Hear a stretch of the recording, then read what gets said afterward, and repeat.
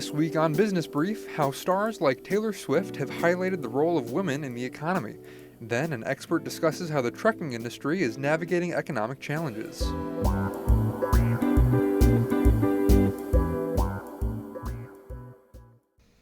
Welcome back to Business Brief, Missouri Business Alert's podcast focused on the business news and issues shaping the state. My name is Noah Grabianski, and I am joined by my co-host, Riley Hindle. Riley, how are you doing this week? I'm doing good. It is going to be a very football-heavy weekend for me. I've got my Mizzou gold on because it is Mizzou's homecoming game this weekend after all, and hopefully I can only hope for another Chiefs win. Funnily enough, I don't care about football, at all. But I'm so happy that it is going to be such a good, a fun weekend for you. Thank you. I'm also from Chicago, and I don't want to claim the Bears after how they've been from the past few years. But enjoy your Chiefs game. Thanks. I will. You have fun with that, but in the meantime, why don't you start us off with our headlines for the week? Definitely.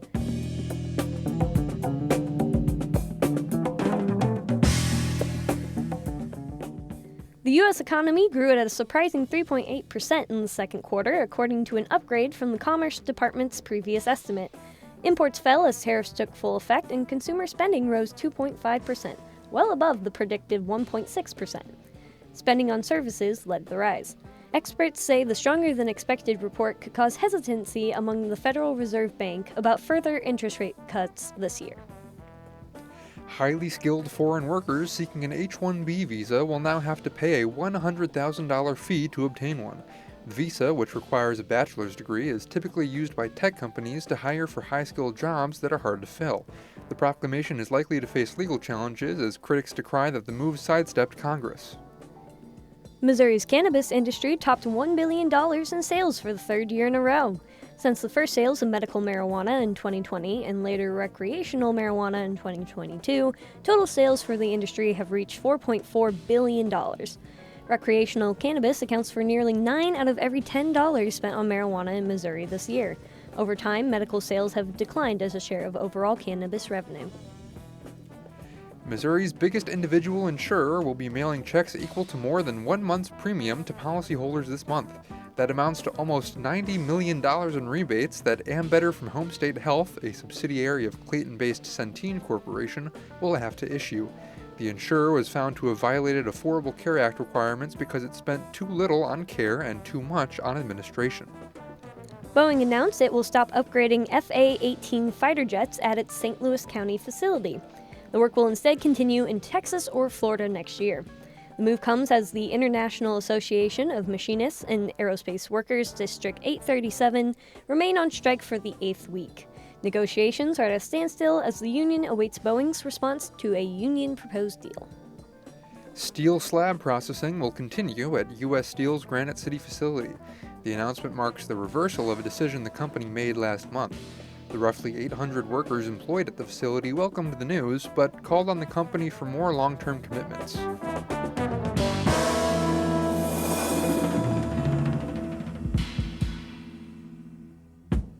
Alrighty, so speaking of the Chiefs, our next story should be of big interest to football and music fans alike. Oh boy, are we talking Taylor Swift and Travis Kelce? Of course. Well, what about them? Well, the music superstar and Kansas City Chiefs star announced their engagement last month, and that has heightened the buzz around the celebrity couple. And it gave reporter Jake Ciancio an excuse to look at the business of Taylor Swift. Ah, I see. And how'd he do that? Well, Jake spoke with Misty Hagenis. She's a professor at the University of Kansas and the author of Swiftie, How Women Mastermind and Redefine Our Economy. The book looks at how trailblazing stars like Swift help explain the central role of women in today's economy. Here's part of that conversation.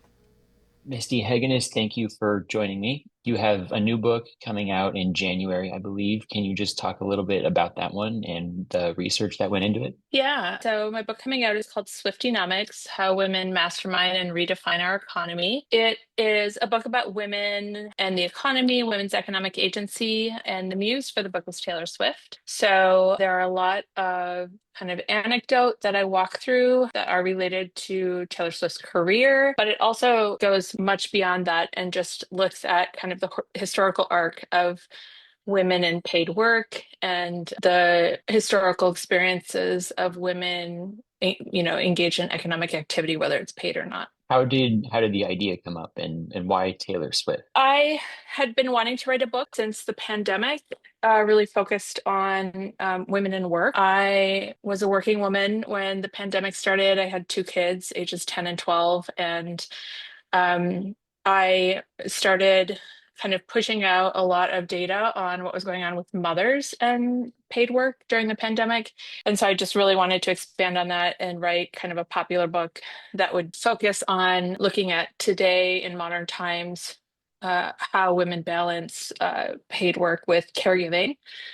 And I am a Swiftie and a Taylor Swift fan, and I've just always been really impressed with her career path and the choices and decisions that she's made that have really influenced where she is today. And so I felt like she was a good example of what I wanted to write about. So I was really interested in just blending my interest in writing about women's economic agency with my passion for Taylor Swift and pop culture. Do you think the new announcement of their engagement sparked a little bit more interest? I think there's definitely renewed excitement, most specifically amongst her fans and probably, amongst Travis's fans. I think that a lot of people are really drawn to this particular relationship because of its positive virtues, because of its kind of innocence and simplicity. I think that's just evidence that people out there, you know, might be tired of hearing, all of the meanness and all of the bickering and are really grasping for any type of news or media that is a little bit uplifting and nice and heartening. What do you think the future holds for this type of thing? So, I mean, the one thing that we know about Taylor is that she's very persistent. And I think she also didn't expect her career to go on much beyond her 20s. She's actually on the record in multiple interviews saying that, women in music industry are lucky if they make it to, I don't know what it is, 25, 28, 30, whatever. And she's already, either 35 or 36. And so I think she's, already broken a glass ceiling in terms of age and relevancy in her career. And I don't see that dying down. I think she will definitely be focused on, getting married and starting to grow a family, but I don't see that impacting her career. And that's one of the points of my book. And it's one of the ways in which women interact with society today is that they figure out ways to blend and combine child rearing and caregiving with their paid occupations. And so you can look at Beyonce or you can look at Pink. There are lots of examples of female musicians who have incorporated their family life into their musical careers, and I would expect Taylor to do the same. So I don't see this dying out anytime soon. Misty, thank you so much again for talking with me. Our next story looks at challenges facing the trucking industry. Is this related to the I-70 expansion somehow? Not quite, but we're talking about the industry more broadly. In previous years, trucking companies have encountered driver shortages, which some do continue to face. But now the issues seem to center around ensuring there's enough freight for drivers to haul. What's causing these shifts? That's what reporter Sydney Waldron sought to find out. She spoke with Tom Crawford, the president and CEO of the Missouri Trucking Association, about the underlying changes the industry has experienced. Here's more of that conversation. In years past, trucking companies reported issues finding drivers. Does this remain a problem? I think it's always going to be a challenge to find good quality drivers. They're out there for sure. And at times when the economy is really booming and you have more loads to haul than you have drivers to put in the seats to haul those loads, that's where a lot of the challenging and always looking for drivers kind of comes into being. But as we look out long term in the next 10, 20, 30 years even, you're going to continue to see the economy grow, and that growth is going to generate more opportunities and more demand for folks to be able to deliver products in whatever form or fashion that looks like. Everybody likes to talk about the autonomous or the drones or whatever, but there's always going to be an opportunity for a quality professional driver with a CDL to move product, be it long haul, be it intermediate haul, or maybe be it delivering to a doorstep somewhere. So those opportunities, I think, are going to continue to grow. And with the state of the economy and kind of where everybody is kind of doing a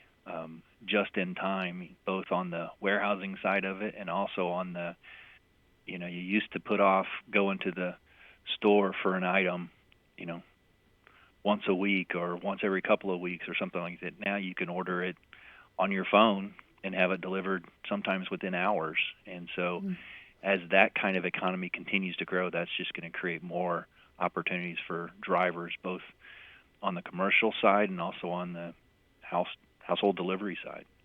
And you mentioned that finding freight to haul has been an issue lately. Why do you think that is? Well, I think the freight that we haul is the demand for goods that you see across the economy. And so when you have times of uncertainty due to whatever is going on in the world, be it wars or disasters or just instability due to the unknowns with tariffs and what everybody's going to be charged on both on the input and the output side, I think there's some uncertainty. And so right after the pandemic, as we discussed, you had folks that for whatever reason you had an influx of dollars going into the economy, and so people were kind of stimulated to purchase and buy and things like that. And now they're probably using that same amount, but the number of goods being delivered is less because of the inflationary pressure that's been out there. So I think as we, as a country, kind of continue to talk about bringing manufacturing home and what that means and what that's going to do to availability and pricing of goods, I think that's going to be something that we, as an economy, as an industry, and as trucking, particularly, we're going to be kind of dealing with the fallout of those decisions, whichever way they go. And I think some of those decisions are still yet to be determined. So those kinds of what's going to be on our trucks decisions, I think, are yet to be determined. And what would some of those decisions kind of look like or be? Or do you have any specific examples? Well, I think you're seeing now some of the discussions at the federal level on tariffs. That causes some uncertainty in the market. So when you're talking steel, for example, that goes into a lot of the foundational products that go into home building, to new construction, to nails, to you name it, whatever that piece of steel can be molded into to kind of go into some sort of product, be it a home, be it an office, be it a widget of whatever form or fashion.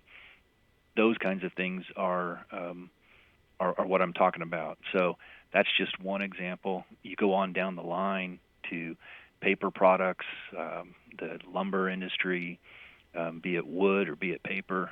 A lot of that is determined based on what the pricing of everything is versus the importing or exporting of those products. So those are decisions that are ongoing right now, and they change sometimes day to day.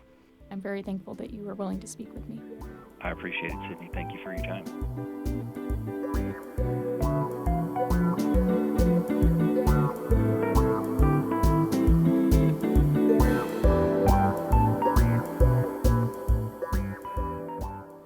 Now it's time for our words of the week. Riley, what's your word this week? My word is copper. Ooh, copper is in like jewelry? Nope. Technology? Not quite. Oh, tariffs. Kind of. You're not far off. But no, what I'm talking about is telecommunication companies have seen an uptick in copper theft, with Missouri ranking third in the country. A representative from AT&T said the thefts have cost the company $2.2 million in Missouri alone. Why would people steal copper? Well, that's where the tariff part comes in. Since the Trump administration imposed a 50% tariff on all imported copper products, the price of copper has increased to $4.50 per pound. Officials worry that the continued thefts could disrupt emergency communications, which has been an issue elsewhere. I had no idea that copper was that vital to telecommunication lines. That sounds like a pretty concerning issue. Yeah, it's definitely not great. But unfortunately, that's all I've got so far for this week. What's your word, Noah? My word today is harvest. Oh, nice! I know we were talking about the fall things we were excited for last week, so what do you got planned? Like a apple orchard or like a pumpkin patch? Not that kind of harvest, unfortunately, I wish, though. I'm talking about an ag incubator by that name that's moving its headquarters to St. Louis. Okay, so I wasn't technically too far off the mark. So where was this incubator before, and why is it coming to Missouri now? Harvest was formerly known as the Wells Fargo Innovation Incubator, and it was originally headquartered in Colorado. Its previous administrator planned to narrow its focus to startups working on building efficiency, so Creve Coeur's Yield Lab Institute decided to take over the ag side. Oh, nice. So what can we expect next? Well, Stephanie Reganon, the executive director, said she expects the incubator to open applications in the coming months and select its next group of 5 startups around January. We'll have to keep an eye out on who's chosen and if any Missouri startups are in the mix. I mean, Missouri's a pretty big agricultural state, so there is always a chance.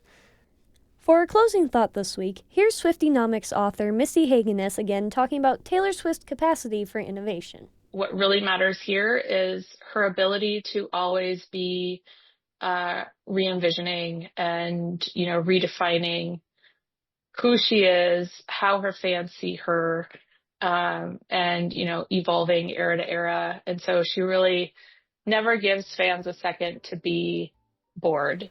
Well, that's all for this week. The M33 Project provided the music for this episode. For my co-host Riley Hindle and editors Kayla Grimshaw, Kelly DeRook, and Michael Stacy, I'm Noah Grabiansky, and this has been Business Brief.